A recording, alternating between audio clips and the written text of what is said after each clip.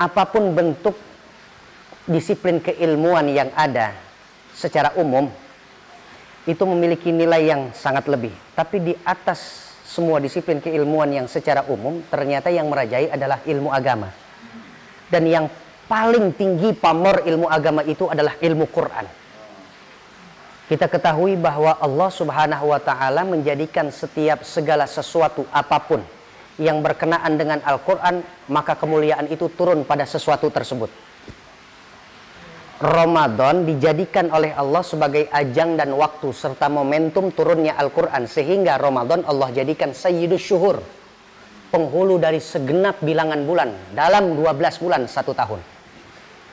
Nabi Muhammad dipilih oleh Allah khatamun nabiyyin, Nabi dan Rasul penutup yang diberikan mukjizat oleh Allah, Al-Quran, kitab yang terakhir, sehingga Allah jadikan Nabi Muhammad sebagai jenderalnya para nabi.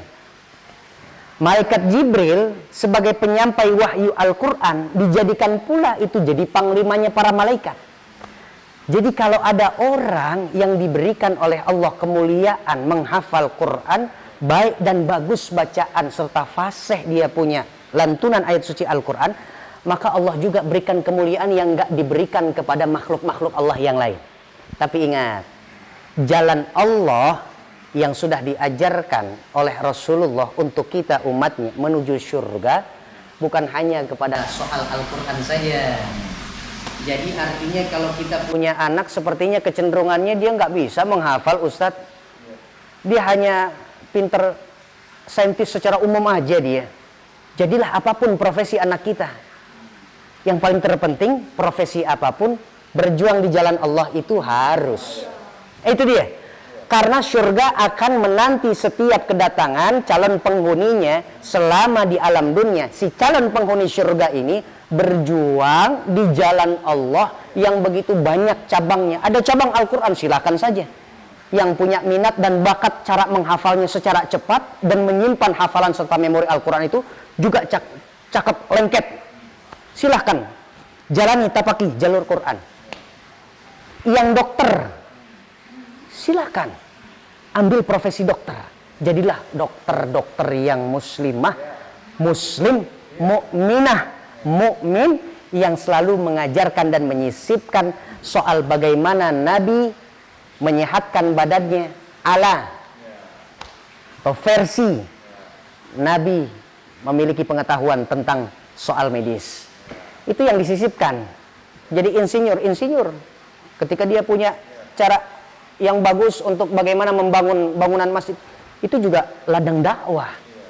Di situ ada janji surganya Allah Subhanahu wa ta'ala.